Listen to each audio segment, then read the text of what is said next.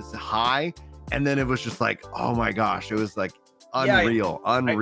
Somebody said to me at the con, the reason they like watching us is because we're really down to earth and that they can listen to me at work because I don't use any foul language. And so I do apologize to anybody sitting around me during the Xbox announcement because I believe that was a series of explicits the whole time. Yeah. Like, you texted me like, holy crap. Like, there's no way the BB, like, I think I was just like, Chris transformed into skill up, like in a moment. If you were there, I did have 5 to 6 minutes of descending from a Southern American to a Southern Hemisphere Australian. I couldn't help it. It was just a series of language we can't use on the air here. Yeah, it was a big deal. It's a big deal. Huge for Final Fantasy. Overwhelming. Everybody what's really fun about FanFest, you're sitting on a train and you overhear people talking about the game, and you get to just listen. And you're walking through a casino and you're hearing people talk about the game, and so it's just so cool to like get to kind of, as everywhere you walk, like just the ambient air is just filled with conversation about 14. Mm-hmm. And anytime Xbox was brought up, overwhelmingly, all I heard was it's cool that more people will get to play. Yes. It's cool that they're adding, like, I didn't hear anything negative. So either people were not talking about it or it was only a good thing.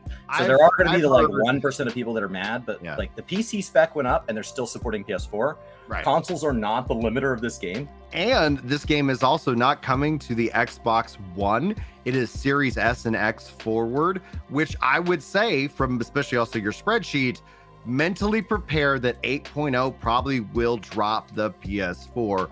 Depending on the player volume. Can they make it work? Can they make it scale? Yes and maybe. Like, but if the fact that they're not going to say, yeah, we're going to also put this on the Xbox One, I was like, well, why would they? Especially if then they're like, and then in 2 years, we dropped the Xbox One, right? Because we also dropped the PS4. So it's like, makes complete sense there. We had a conversation the night before. I was like, I think they'll go PS4 till 8.0, but I could be wrong. Like, I'm not confident in that decision. Yeah. And I was really excited to see that get one more go. This is what they did with the PS3. The PS3 got, I don't remember exact timing, but it felt like it got one more expansion than it should have, which I think is appropriate because that helps that last group of people that are like, I don't know.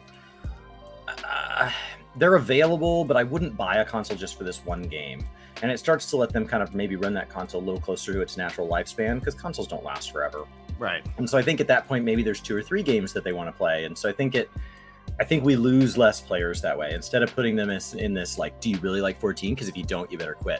And so like, I think it just gives them an inexcusably long time. And I believe to help kind of encourage that adoption rate to be increased, I do believe that they had a cutoff to upgrade for free from the PS3 to the PS4 version. I believe that was only during the first like year or 2 of the overlap of PS4 support. And then that fell off. And so if you waited to buy, you did have to buy a copy of the game. But at that point you were talking about coming in with the next expansion. Yeah. So I bought my PS4 like right as they were going to drop that support, and I was like, oh crap, I better do that. So I bought it and got the free upgrade. Now I want to take a brief moment to say, and thanks everybody for here joining us live. Be sure to hit that like button if you're on the YouTube side of things. Subscribe and check out the other content. We've got some big plans as here in just a couple of days. It's going to be our 8th YouTube anniversary. So if you guys like what we do, you like the podcast, we love having you here. And there's going to be a lot to obviously talk about as we barrel into year 8 of being content creators here on YouTube. But that being said, that's kind of just a fun little call to action. The pushback I've seen that I feel is a legitimate concern, but not a real reality concern, is that there have been some people who have expressed that Yoshi P and the team taking time to also put this on Xbox hurts the content. It slows the game down. It means that there's actually going to be less content. And essentially that's where, like, just to correct that thought process, is that within game development, there are massively different teams. So the platform team doesn't all of a sudden sit here and say, they're not the same people who are making the dungeons. They're not doing all this extra work. And what adding a platform does is actually brings in more revenue, which allows them to scale up. And what I've said this whole time, because the last update from Yoshi P that we had in regards to this, everybody's got their theory about why it wasn't on Xbox, but the last update we had from Yoshi P a few years ago was that he just doesn't have the budget to publish it to a new platform because they don't have the testing resources, etc. And I said, Phil Spencer can fix that. Like that's a dollar negotiation. That was a public negotiating tactic, but also remember that he did phrase that in the context of while also developing for PS5. Right. So he could not run two new platform development teams simultaneously. But also, so the timing of this implies that he may have spun that team up as soon as the PS5 version was stable. Because the fact that we're going into beta in 6.5, which is October, which I think I got that date spot on. I predicted October 10th. I think I nailed it. We had summer 2024. Not talk about my 6.55 prediction because the amount of people who argued for this winter and then maybe even like into January, February, I was like, set your expectations for summer 2024. And if we're wrong, you're going to be happy. I said March 15th was the earliest possible date, but it is more likely later, could possibly be pushing back to, I think he wants to get back to June releases, but it will not be earlier than March 15th. I predicted like the shortest possible time spans, and I couldn't get it any closer to Japanese Fan Fest than March 15th. That was the minimum timeline. And I think you have to kick that way out. I think even the minimums moved back. There's no way. I think we're back into, it'll be hot here in Texas. That's a fact. Good time to stay inside and play some video games. Yeah, it'll be hot in Texas. So it's great. It's great. Yeah. The other side of it though is that every release they have to prepare. So the Xbox Series X and they ask, those are like 2 releases, right? So adding in Xbox One, it's like every SKU they have to, and that's also then per expansion. This will be a nice starting point because there isn't a ARR version of, just that. But then also to kind of cap that together with the announcement, before that, they announced that the free trial is expanding to include Stormblood. And on that note, my first reaction on the stream was, why would anybody give Square Enix money for this game, especially if they can't subscribe? I know a lot of people in active duty military who love Final Fantasy. They're on the free trial, but they want to give the game money. And I think essentially what I've seen some people kind of advocate for, and I'm actually all for it, is that it'd be kind of nice to say, hey, you bought the game, right? And life finds a way. Life can kind of throw you a curveball. You can always go back into a free trial mode, but then obviously you'd be cut off from any access. And then you can activate that resubscribe. But that way you don't necessarily lose access to what you have with the free trial, because if they're going to keep expanding the free trial, somebody who cannot subscribe to a video game, you have to remind them, don't thank Square Enix with money, which is weird to me as just a gamer who's like, thank you for this amazing game. Here's $20 for ARR. Oh wait, I have to subscribe for life now? It's like, I'd rather see them give you like three annual pauses or something.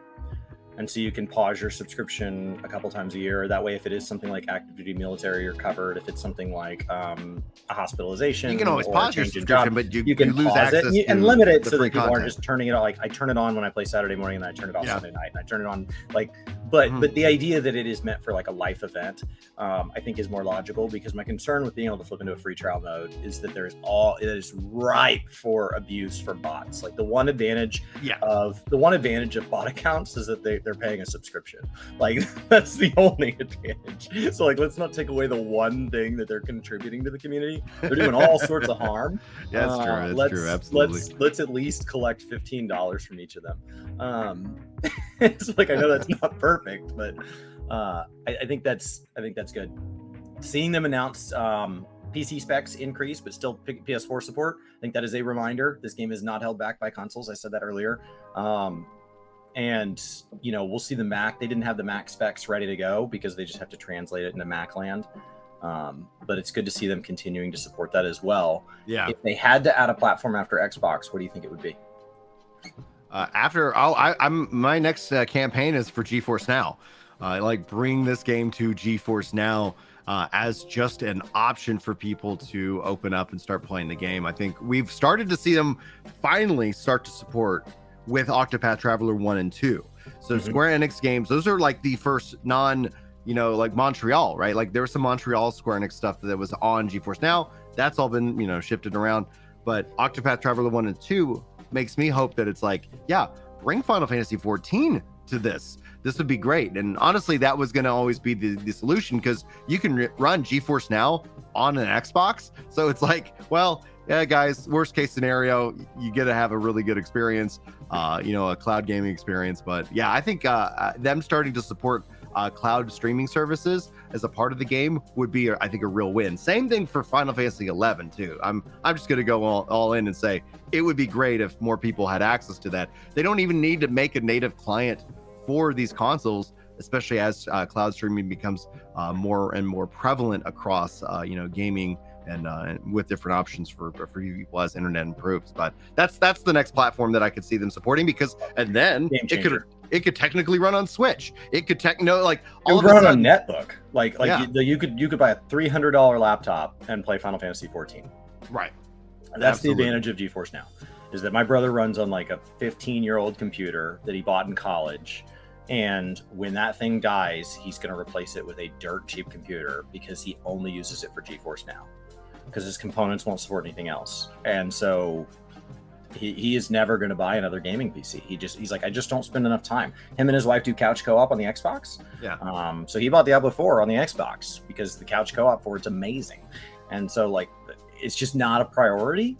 And the ability to play things on GeForce Now has allowed him, when he does get that time, because he does get it on occasion, but not enough to justify the cost of a gaming rig, because you can spend quite a bit of money bringing a PC up to what like these recommended specs are. And that's what he's experiencing on GeForce Now. It's not like, oh, well, he could buy a minimum spec computer. No, because on GeForce Now, he gets a premier experience for a fraction of the price. And he's got that founder's rate, which is like $5 a month or something. So I have the founder's rate, but then I upgraded to the ultimate founders. So it's like a 4080. It runs game on my ultra wide in 120 frames a second. Like, it is unreal. Like, I can stream like high quality games. And so I just want more of my games to run on that service. And I also, the only one change I do, my complaint, whenever GeForce Now asks me for feedback, because they tend to ask me at least once a month, like, hey man, how's it going? Just checking in. What would you like to see? This, da, da, da, da. And I go, could you make it so that I could make it run in windowed mode? Because it always, no matter what, takes up the full screen of whatever the main monitor it's set to. And so I'm like, great, I can enjoy ultra wide games and stream, but sometimes I do appreciate that I can run a windowed and actually be able to see more and manage the stream a little bit better. But that's just my one random complaint.